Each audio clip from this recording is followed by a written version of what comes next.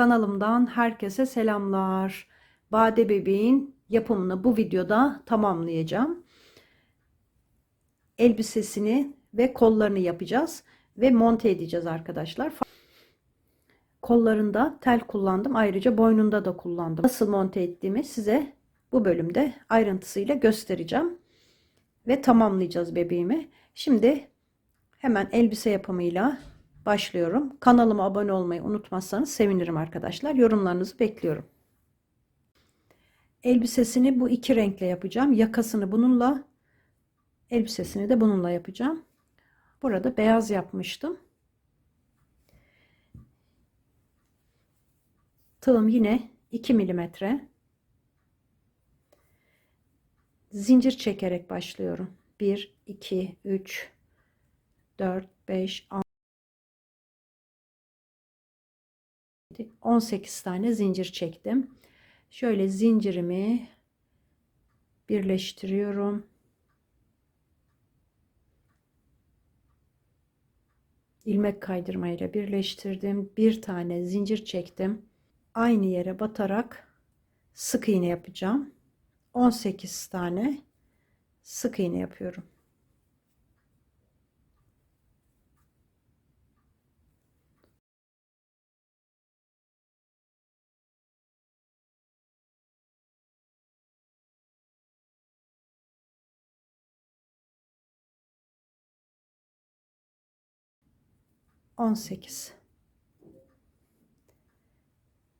Şimdi turuncu renk ipe geçeceğim.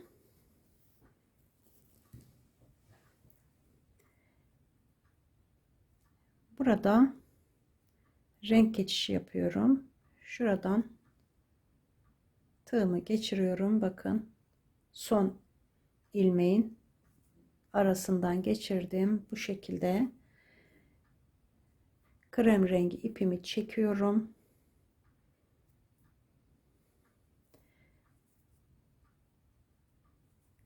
Krem rengi iple bunu düğümleyeceğim.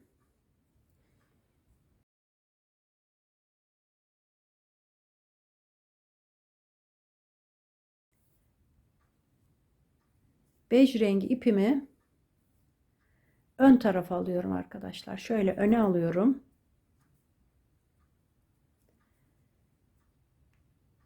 İlk sık iğnemiz, bununla yaka yapacağım daha sonra. Önde şöyle gerdirelim. İlk sık iğnemiz burada.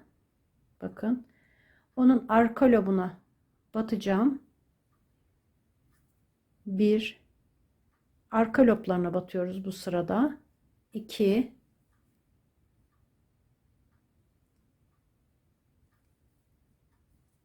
3, 4, 5 tane sık iğne yaptım. Sıradaki sık iğneye çift yapıyorum. 5 tek, bir çift. Tekrar 5 tek, bir çift yapacağım. Arka loblarına batarak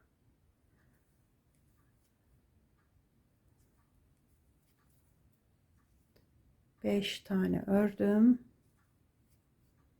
Çift yapıyorum. Bakın tek halkaları burada kalıyor. Bir kez daha tekrarlayacağım. 5 tek, bir çift. 2, 3, 4, 5 tek, bir çift. Sayım 21 oldu. Şimdi buraya işaret ipi taktım.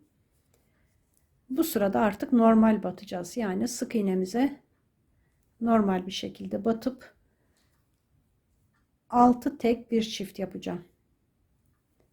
3, 4, 5, 6 tek, bir çift. 3 defa tekrarlıyorum. 6 tek, bir çifti. 1, 2, 3, 4, 5 6 tek bir çift. Son kez 4 5 6 tek bir çift. Sayım 24 oldu. İşaretimi buraya taktım. Şimdi bu sırada 7 tek bir çift yapacağım. 2 3 4 5 6 7 tek, sıradakine çift. Bunu 2 defa daha tekrar edeceğim. 7 tek bir çift, 7 tek bir çift. 3 defa tekrarladım. Şöyle bebeğinize giydirin arkadaşlar. Boynundan bu şekilde olması gerekiyor. Dar gelirse buradaki arttırmaları biraz daha fazlalaştırabilirsiniz arkadaşlar. Benim tam oluyor. Ya da elinizi biraz gevşek tutup ya da tığınızı büyüterek buraya tam oturmasını sağlayabilirsiniz. Vücudu sıkı ördüğümüz zaman bu sayılar tam oluyor bebeğimize. Şimdi sayımız 27 oldu.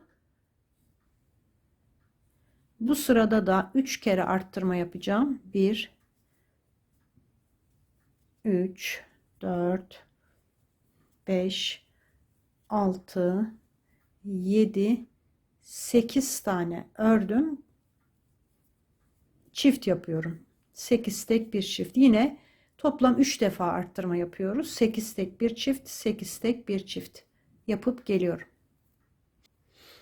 Tamamladım. 3 defa 8 tek bir çift yaptım. Sayım 30'a çıktı. Şimdi bir sıra 30 sık iğne yapacağım. Böyle bir sıra 30 sık iğne yapıp gelelim. Bir sıra 30 sık iğne yaptım.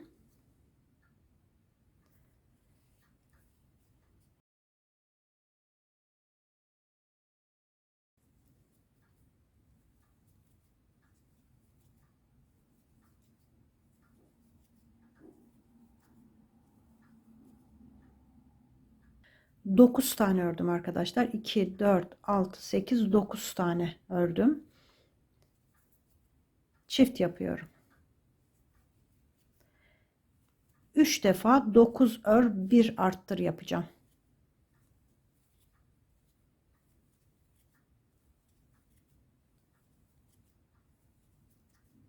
Dokuz ördüm.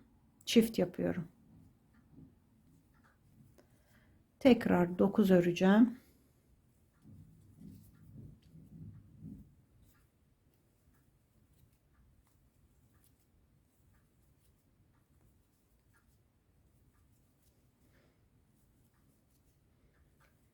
Dokuz tek bir çift yaptım. 3 defa. Sayım 33 oldu.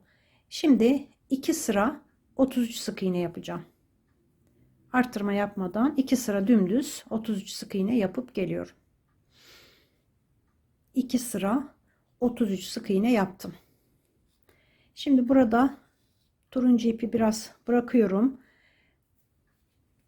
Bej rengi ipimle devam edeceğim. Yakayı örüp bunu keselim buradan arkadaşlar. Şimdi burada bakın ipimi öne almıştım. Şurada halkalar var. Önde kalan halkalar. Oraya yakayı yapacağım.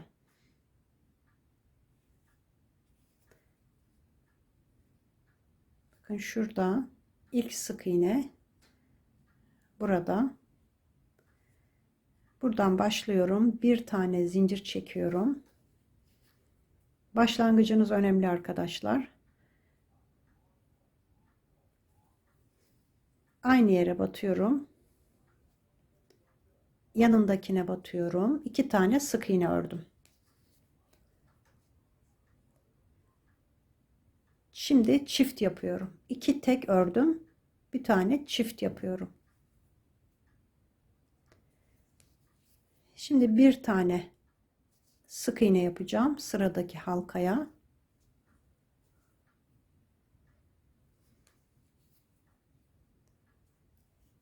Üzerine doluyorum. Bakın buraya batıp tekli trabzan yapıyorum. Üçünü birlikte çektim. Bir tane daha yapacağım aynı yere.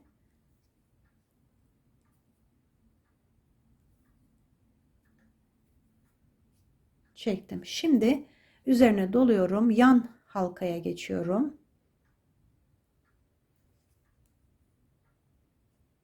İkili trabzan.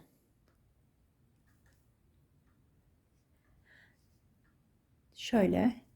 Şimdi burada 3 tane zincir çektim. Sıradaki halkaya batıp ilmek kaydırma yapıyorum. Tekrar 3 tane zincir çektim. Üzerine doluyorum. Yan halkaya geçip ikili trabzan yapıyorum. Üzerine doladım. Yan halkaya geçtim. Tekli trabzan. Üzerine doladım. Aynı yere batıp bir kez daha tekli trabzan.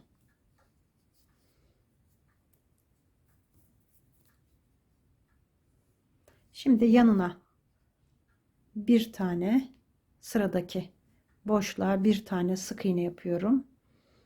Yanına geçtim. Çift yapıyorum.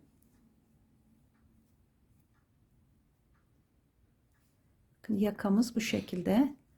Çift yaptım. Şimdi 2 tane örüyorum. Tek tek yan yana 2 tane sık iğne ördüm. Çift yapıyorum. Tekrar tek tek 2 tane örüyorum. Çift yapıyorum. Sonda bir tane daha halkamız var. Oraya da sık iğne yapıyorum. İlk sık iğnenin içine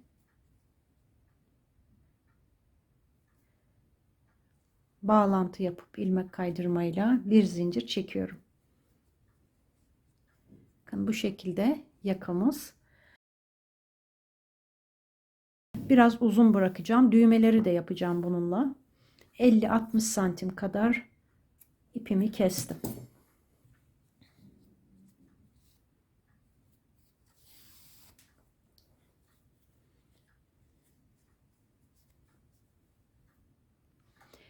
Şimdi şu içindeki ipleri önce bir temizlemek istiyorum arkadaşlar.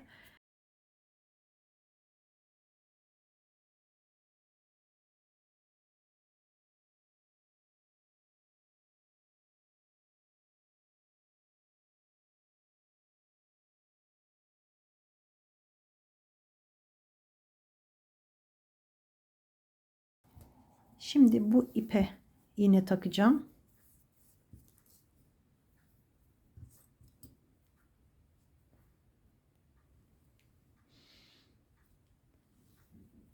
Şimdi bu yakanın kalkmaması için arkadaşlar şöyle giydirdiğim zaman aslında çok da kalkmıyor ama bir iki yerinden tutturacağım. Şöyle bakın.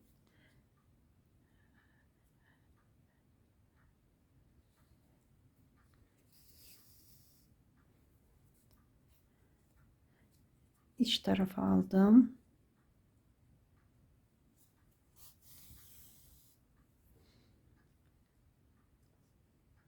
Sıkıştırmayın, büzmeyin yakayı. Zaten yakamız tam boyuna göre.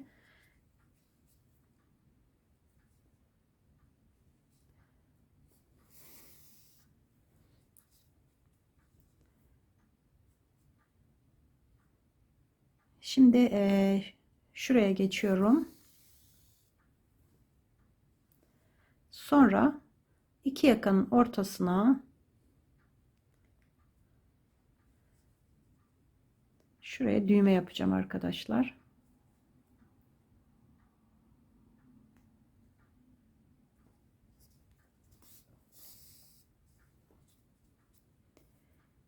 Düğmeyi nasıl yapıyorum?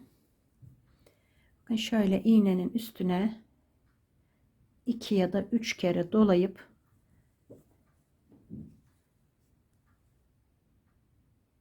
hemen yanındaki bir tel alıp arkadaşlar, hemen aynı noktaya değil de bir tel yanına şöyle geçiriyorum. Burada düğüm işi yapıyorum.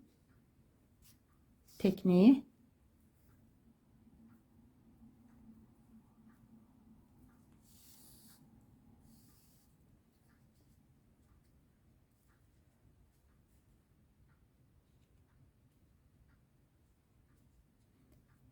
Şimdi bir alta geçiyorum. Aynı hizaya.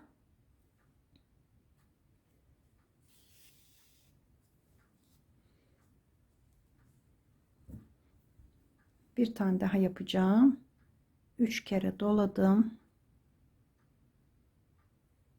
Aynı yere de batabilirsiniz. Arkaya çıkmayacaksa aynı noktaya da batabilirsiniz. Delikler büyük değilse arkadaşlar bu çıkmaz zaten.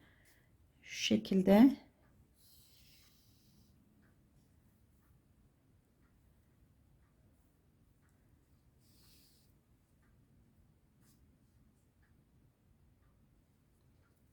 Böyle düğmelerimiz de oldu. Şimdi bu ipi şuradan yukarı çıkacağım. Yakanın diğer tarafını da biraz tutturacağım.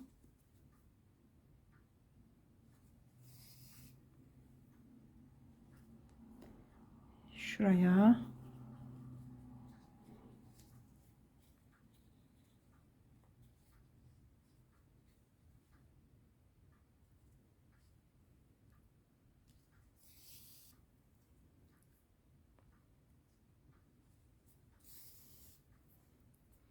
Yakanın büzülmemesine dikkat edin arkadaşlar.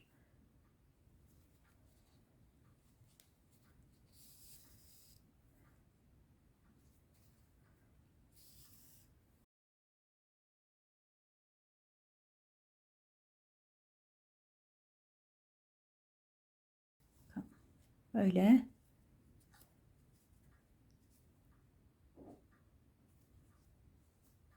Oluştu. Şimdi sırama dönüyorum.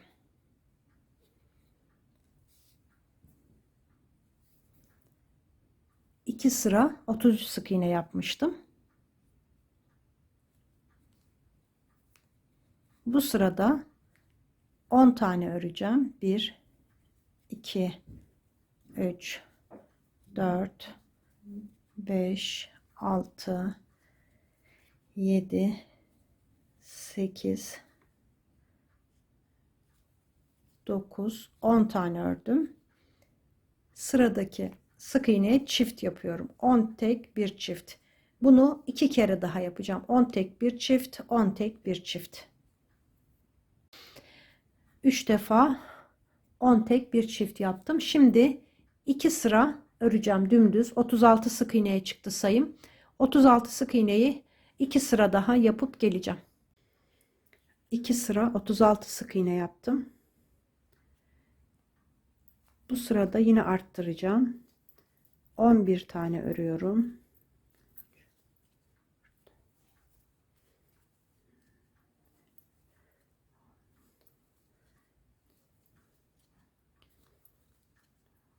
On, 11 tane ördüm. Çift yapıyorum. 11 tek bir çift. Bunu 2 kere daha tekrar edeceğim. 3 defa 11 tek bir çift yaptım. Sayım 39 sık iğneye çıktı. 39 sık iğneyi yine 2 sıra dümdüz öreceğim. 2 sıra 39 sık iğne yaptım. Şimdi bu sırada da arttıracağım. Tek tek 12 tane sık iğne örüyorum.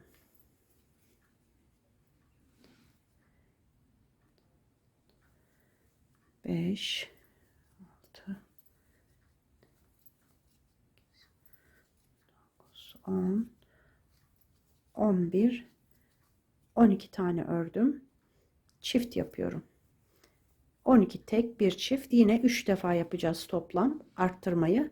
2 defa daha 12 tek bir çift yapıp geleceğim. Arttırmalarımı bitirdim. 12 tek bir çift yaptım. 3 defa. Diğer bebeğimde 3 sıra örmüştüm. Sayım 42 oldu. Bunda 2 sıra öreceğim arkadaşlar. Boyu daha iyi olacak. Bakın 2 sıra örünce bu boyda olacak. Çünkü bu bebeğim biraz daha küçük oldu. Daha sıkı ördüm bakın. Daha sıkı örmüşüm şuraları. Özellikle ayakkabıdan sonra. O yüzden boyu biraz daha küçük oldu bakın. Bu elbisenin boyunu da 3 sıra değil de 2 sıra yapacağım. 3 sıra yaparsam bu içindeki renk kapanacak. Şortunun rengi kapanacak. O yüzden 2 sıra daha dümdüz 42 sık iğne yapıp geleceğim. 2 sıra daha ördüm. 42 sık iğneyi. Şimdi burada bitireceğim artık. 2 tane ilmek kaydırma yapıyorum.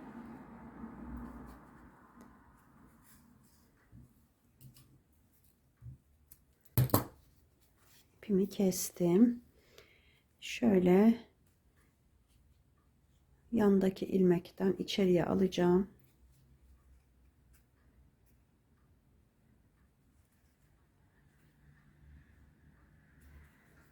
İğne ile bunu gizleyeceğim arkadaşlar. Şimdi şuraya işlediğim kalp detayını göstermek istiyorum. Nasıl işlediğimi. Şimdi şuradan 1, 2, 3, 4, 5, 6 sıra üstüne şöyle ortalayarak 5 sıra üstüne arkadaşlar. 1, 2, 3, 4, 5 sıra üstüne iğnemi çıkarıyorum. Yeşil iplik taktım. Biraz renk katsın diye. Hepsi pastel renkler oldu çünkü. Yeşil renk katacak.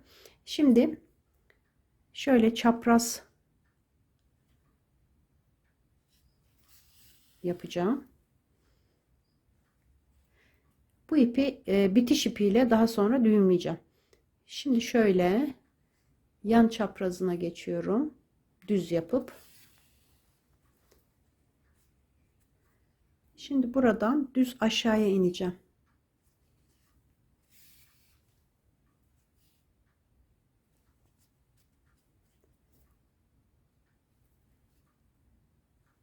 Şimdi çapraz yapıyorum.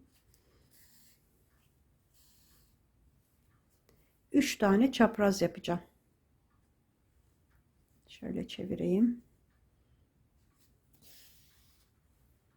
1 oldu. İkinciyi yapıyorum. Bu da üçüncü.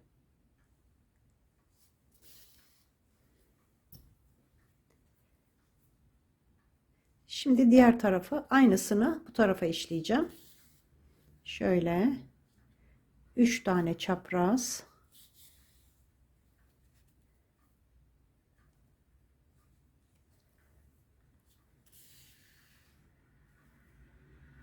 Sonra düz.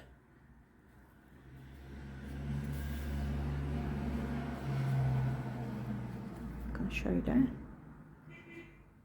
Sonra yine çapraz.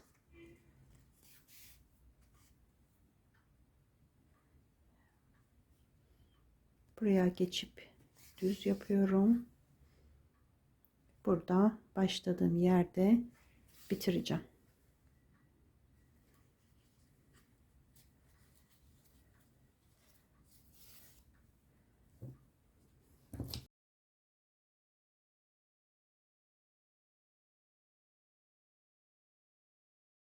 Böyle aynısını bir küçüğünü ayakkabısına işleyeceğim. Bunda da yapmıştım. Farklı bir renk yapmıştım.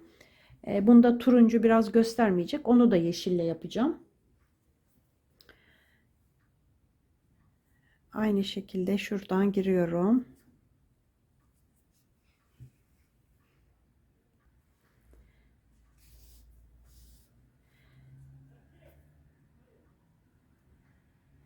2 tane çapraz yapacağım.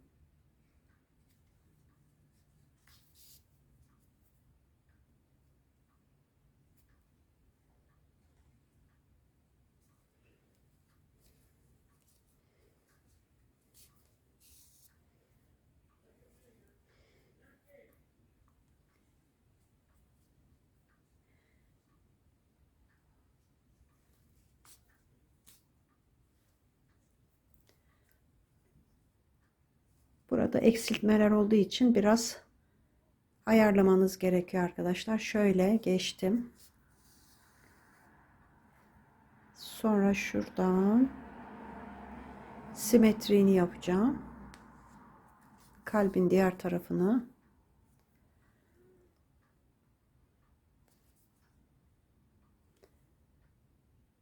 Buraya.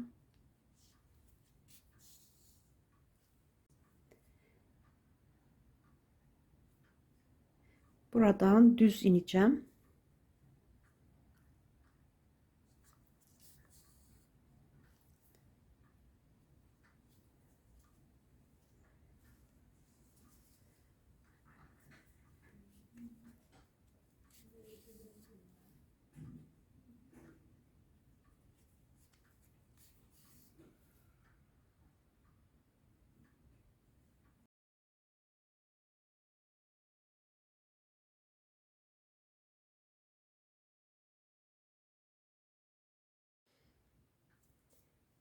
Buradan aynı yere çıkıyorum. İpimi ilk başladığım yere. Burada düğüm atacağım.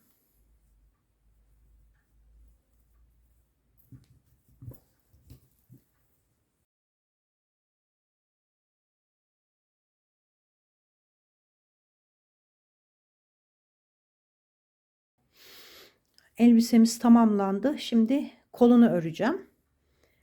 Bir tane ördüm. Aynısından bir adet daha öreceğim. Aynı tarif. Ten rengiyle başlıyorum. Sihirli halka yapacağım. Sihirli halkanın içine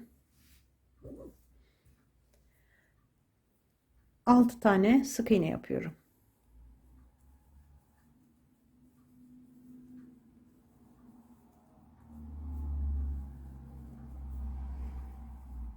Altı sık iğne. Halkayı sıkıştıralım. İşaret koyabilirsiniz arkadaşlar ama çok küçük olduğu için ben işaret koymadan yapıyorum. Sonra sıraları sayacağım. İkinci sırada da 6 sık iğne yapacağız.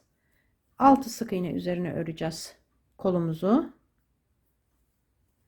Böyle ikinci sırayı örerken halkayı şu şekilde kavislendirin ki rahat dönsün.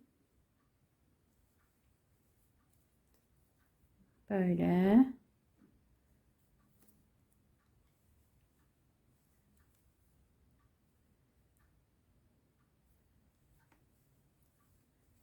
Bundan sonrası biraz daha kolay olacak. İkinci sıra biraz zorlayabilir sizi. Böyle dönerek 6 sık iğneyi toplam 12 sıra öreceğim. Bakın böyle sihirli halkayı da sıkıştıralım.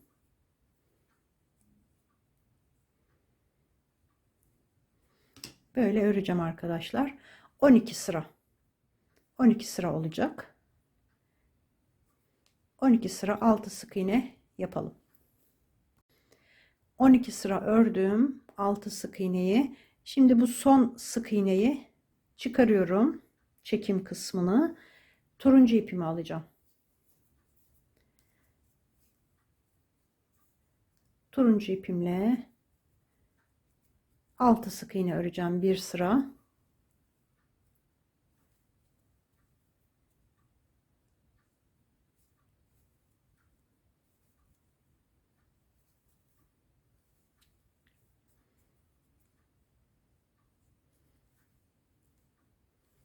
Dört, 5,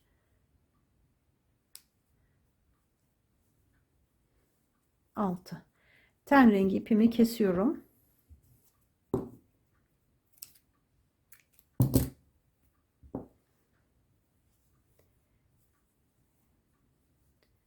batacağım.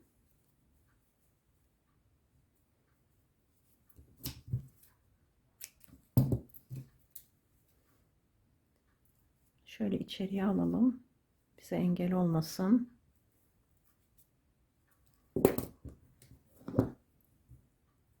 Şimdi turuncu iple devam edeceğim. Bu sırada arka loblarına batacağım. 6 sık iğne yapacağım yine. Yalnız arka loblarına batacağım. Bakın.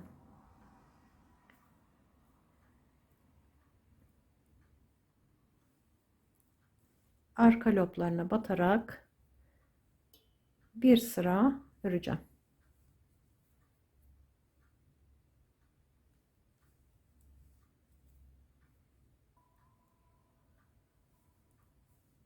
Dört, 5, 6. Burada bir zincir çekip ipimi biraz dikmek için uzun bırakacağım.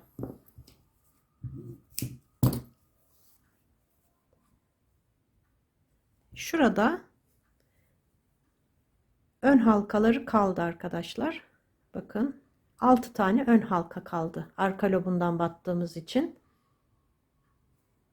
Bakın buralarda. Şimdi oradan yeni bir turuncu ip bağlayacağım. Şimdi şurası ek yeri bakın. Yani sıra sonu, sıra başı. Buraya ipimi geçirdim. Bir tane zincir çekiyorum. Aynı yere batıp sık iğne yapıyorum. Bir tane daha yapıyorum. 2 tane çift yaptım. Şimdi bir yanındaki sık iğneye geçeceğim.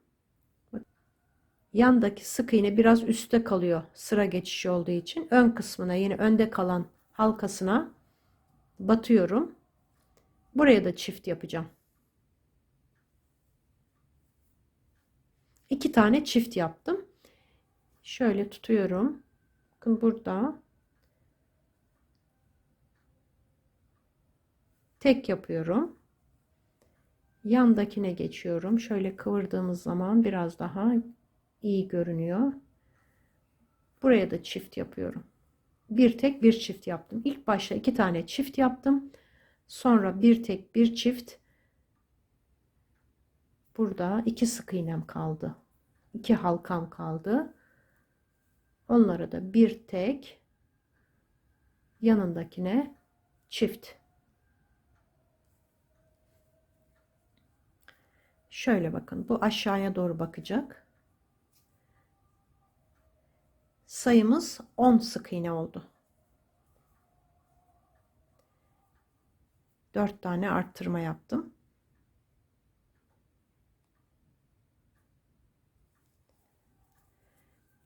Şimdi ilk sık iğneye batarak devam edeceğim. İlk sık iğnemiz burada. 10 sık iğneyi 2 sıra daha öreceğim. Böyle.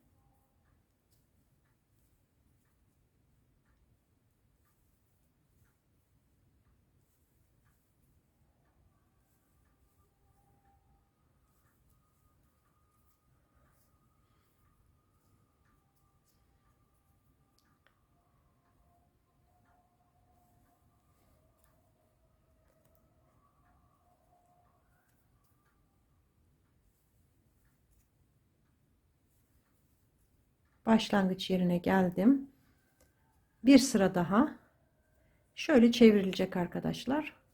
Bu sıra daha kolay olacak. Şimdi bir sıra daha 10 sık iğne yapacağım. Geleceğim. Bir sıra daha ördüm. Şimdi yan tarafa ilmek kaydırma yapacağım ve bitireceğim.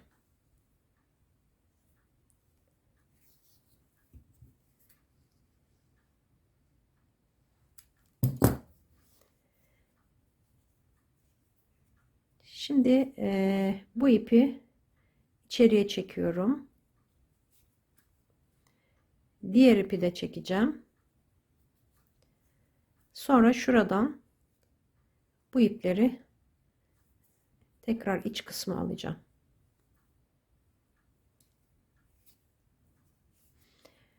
Burada düğümleyip keselim arkadaşlar.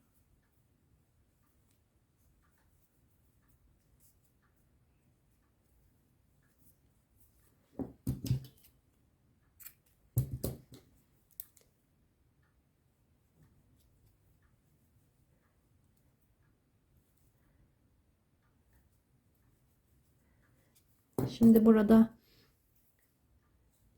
böyle bir şiş yardımıyla açalım orayı. Düğümleri. Çünkü ipler var. Onlar bize engel olmasın. Birazdan buraya tel takacağız kollara. İki kolumuz da hazır. Şimdi kollarına yerleştireceğim teli keseceğim. Şöyle kolları yana koyduktan sonra tahmini ölçüyorum arkadaşlar. Santimi değişebilir. Şöyle kol ucundan diğer kola kadar, birazcık da uzun olabilir çünkü kıvıracağız. Kesiyorum.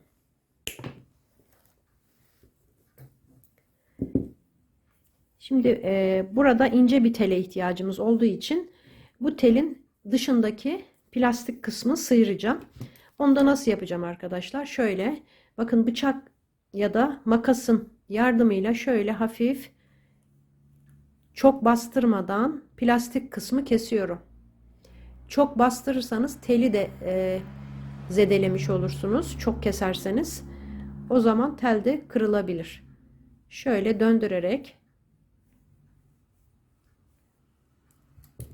bakın, sonra pense yardımıyla çıkarıyorum. Ara ara bunu yapacağım.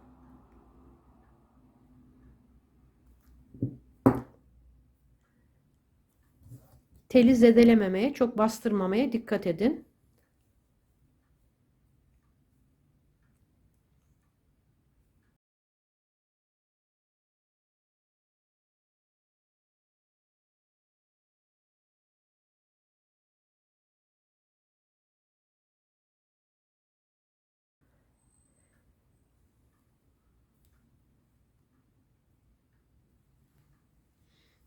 Şimdi bir ucunu minik bir şekilde kıvırıyorum.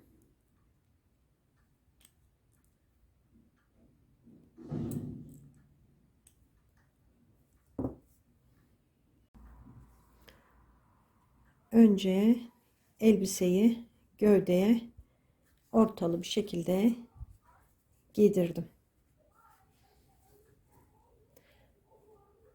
Sonra kıvırdığım bu teli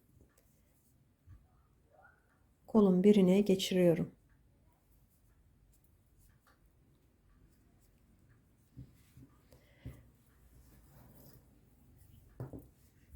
Böyle güzelce yerleştirip yanlardan, şöyle iki yandan şiş yardımıyla yer açacağım. Bakın şu üstten ikinci sıraya yandan tam, hem gövdeden hem elbiseden geçiriyorum. Diğer taraftan da kontrol edelim, tam yan olsun.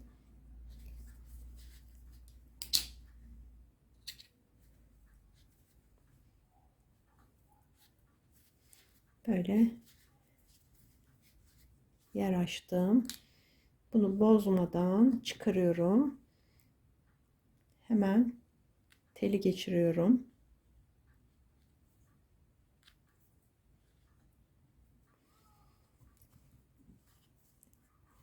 Eğer uzunsa, bakın biraz uzun oldu. Teli biraz kesebilirim. Biraz keseceğim. Biraz da kıvıracağım.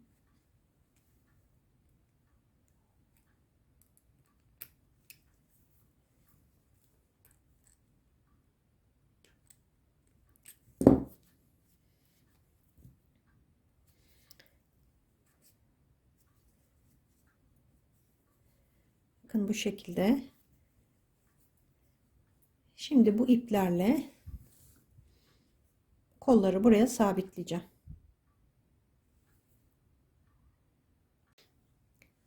Ek kısmı arkaya gelecek şekilde kolu tutuyorum. Bakın buradan ikinci sıraya bir koldan bir de gövdeden alıyorum.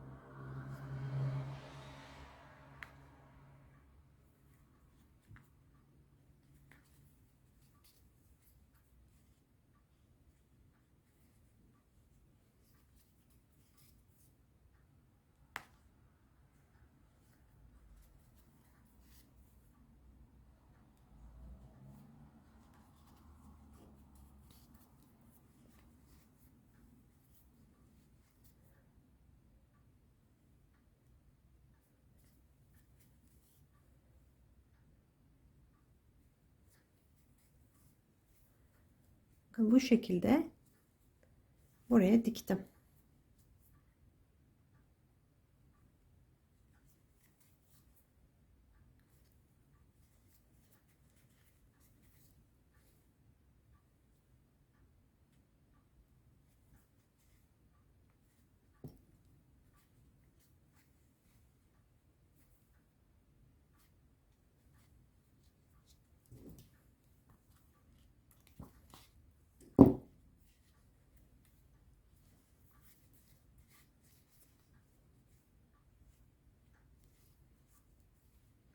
Bunu da buraya dikeceğim.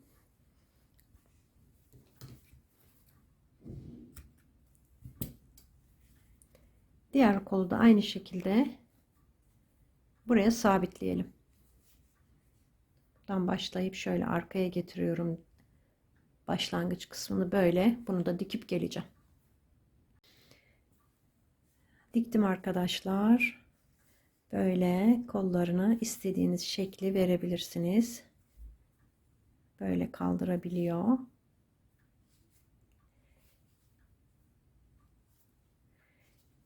Kafasını da yerine takalım arkadaşlar. Şurayı böyle güzelce yer açın. Zaten yer var ama daha kolay girmesi için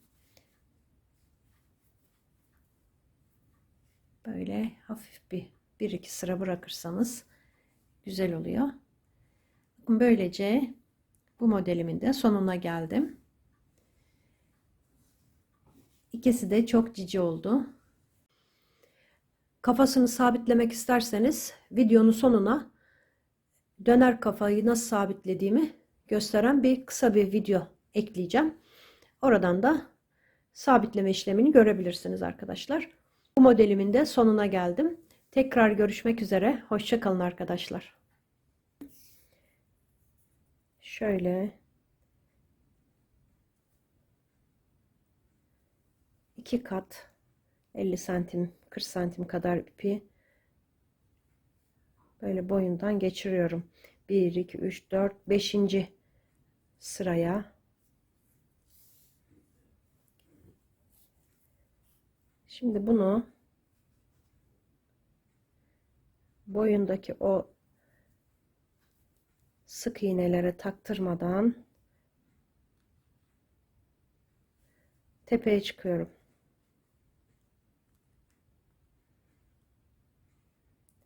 Bu kahverengi kısma tellerine batırmayın arkadaşlar. Boşluğa batırın. Tam ortasına çıkıyorum.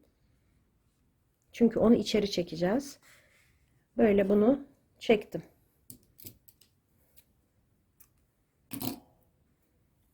Şimdi şunu da, bu ipi de iğneye takacağım.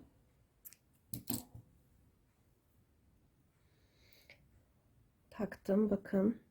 Yine ortadaki o boyun kısmındaki sık iğnelere taktırmayın. Boş bir yerden. Bakın şöyle. Yine hiç bir yere taktırmadan kahverenginin biraz arkasına çıkın arkadaşlar. Aynı yere çıkmayın. Çünkü kafanın tepesinde aynı yerden çıkmış olmasın. Böyle.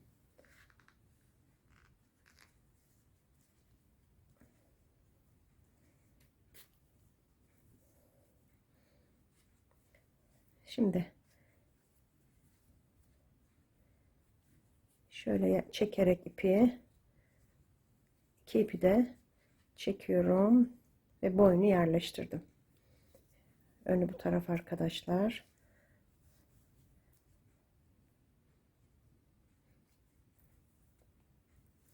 Şimdi buradaki iki ipi aynı noktaya çıkarmam gerekir. Şöyle iğnemin tersiyle orta noktaya, diğer ipin yanına çıkacağım.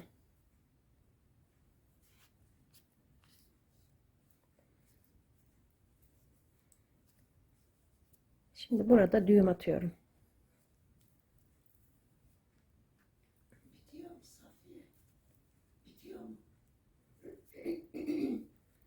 Sıkıca düğümümü attım.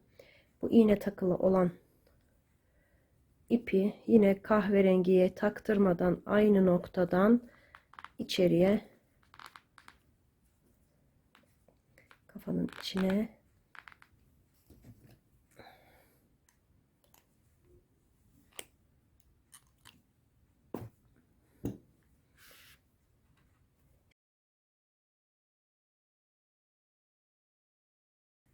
böyle çektirebildiğiniz gibi arkadaşlar orada kesip içeri de alabiliriz. Şimdi onu da göstereceğim.